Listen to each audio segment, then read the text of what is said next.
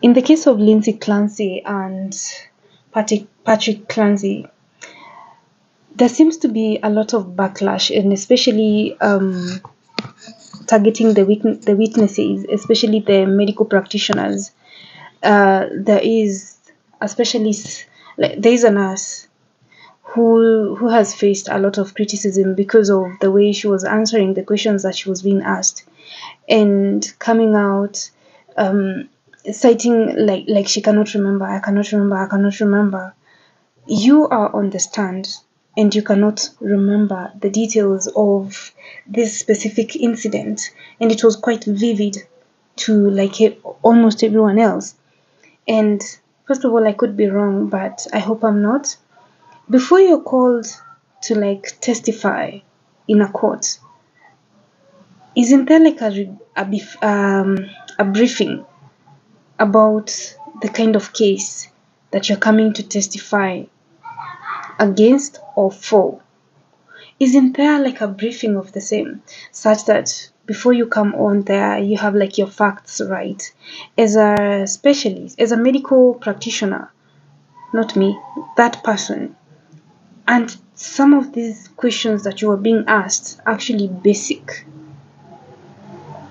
Anyway, as I said, I hope I'm wrong, but I'm also hoping I'm not wrong.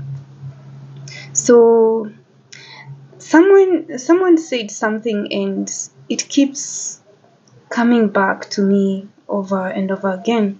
Someone said that there's no dangerous man than a man who wants to move on with his life. I want us to do a comparison of the case of Lindsay Clancy and Patrick Clancy, and the case of Laci, Peterson and Scott. So for this first couple, right? What happened is that the husband received a text from the wife, and to just go. He was working in his home office at the basement, and he was told that go and get her some food. They had agreed on some things, and as soon as he walked out of the house and left, she sent some other instructions about the things that she wanted him to get, which was the constipation medication for the children and other things, and he left. So he goes into a pharmacy, gets all that, and goes to get the food, and then comes back home. And unfortunately, when he goes to knock on the door of one of the rooms in the house, I do not want to know why specifically he went into that room, and I would love to get an explanation of the same, but he just went and knocked in one of the rooms, and since it wouldn't open, he had to open it from outside, and then got in, saw a pool of blood, and the window was open, and looking outside, Lindsay Clancy had allegedly thrown herself off of the window in an attempt to commit suicide. He rushes down, goes to the back of the house where the window, where Lindsay had fallen at, and while at this, he's obviously on a 911 call, and he's asking her, "What did you do?" And apparently, she answers. However, according to the medical report, Lindsay's temperature was at 82. So this is a cold body. So, and she, her thyroid was crushed. She had cuts on the wrist as well as on the neck. One of the nurses said that they weren't as deep. And so, according to all that explanation, he claims that she answered and said that she was trying to kill herself, and then she threw herself out the window. And then he asked, "Where are the kids?" And allegedly she says the kids are in the basement. So he rushes to the house, finds the kids in the basement, strangled, and since he's trying to rescue the children, he removes the exercise band from their neck, of course, because it was strangulation. Removes the as he's now calling the help to like sort of come downstairs to the basement so they can like see the crime scene, like re-examine or whatever they do in a crime scene, examine the crime scene. That is just a summary. So with this kind of case, within 24 hours, the guy has lawyered up and is cleared of any charges within 24 hours. I want you to be the judge of the kind of information I'm trying to share to you. So, according to the trial, the ongoing trial, Lindsay acknowledged that she killed the kids, but she has like a medical history of postpartum depression and had been on, apparently, allegedly, she had taken herself to a mental institution and she had been on mental illness medication for quite some time. So that is where the case is at. But so she like that kind of acknowledgement that she committed the crime of killing the children. But now the case, I feel like there's an angle to all these. So that's the whole story. And yeah, so let's go back to these other Laci, Peterson, and Scott's case. Oh yeah, so as we speak about this couple, as we speak, the guy is married and with a kid on the way or another on the way. But the key thing is he's married and living happily ever after. And the wife is a doctor and they have like common interests like running, like marathons, I believe. So, and he's also Mr. Sails. Does he sail? Sailing in water. Anyway, yeah, we leave all those details at that. Come to this. The reason I mentioned sailing is because with the strangulation, the what is it called?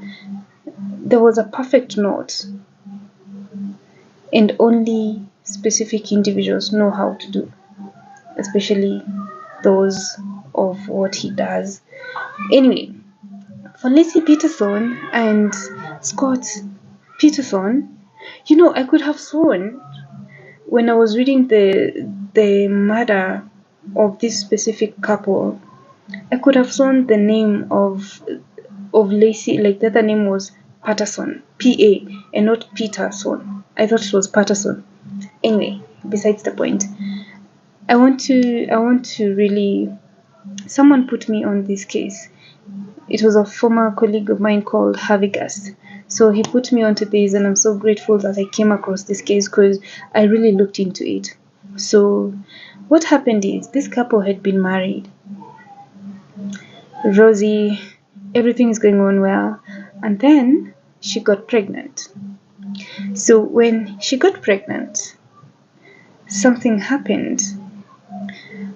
According to the first documentary or the first ever read I ever came across, and also I think the case is also on 48 hours. You can go and check it out. When she got pregnant, this guy had like a babe on the side. He had a girlfriend on the side, a side chick.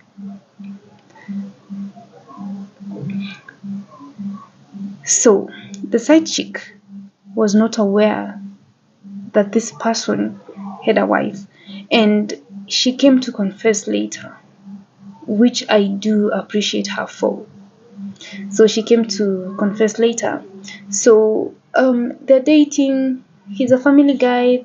He's also dating this other lady, but obviously they had some trouble. He had some trouble in his household with Laci, and one day Laci disappears.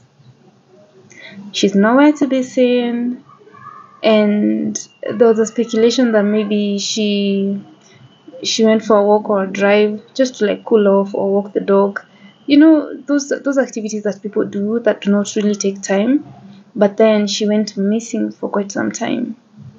To cut the long story short, she went missing and she was pregnant.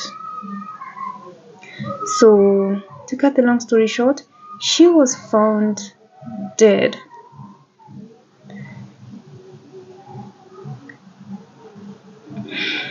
Was it in a place that is a water body?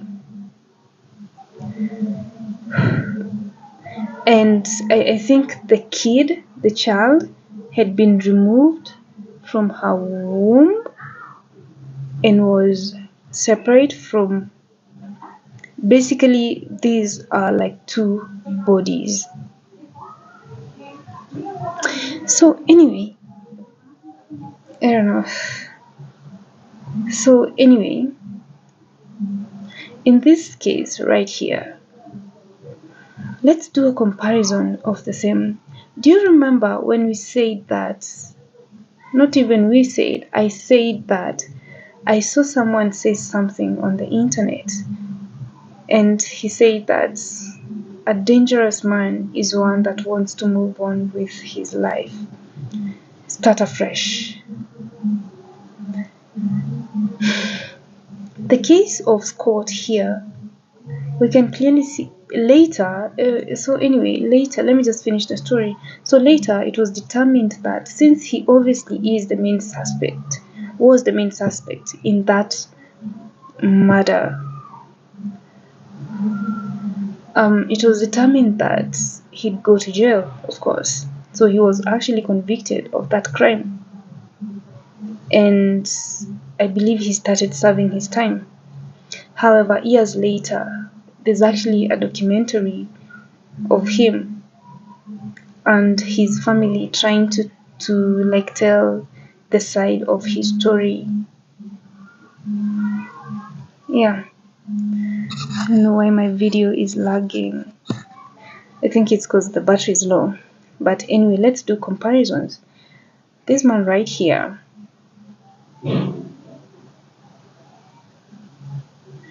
he has since started a new life, which is totally okay, because we all need to move on, right?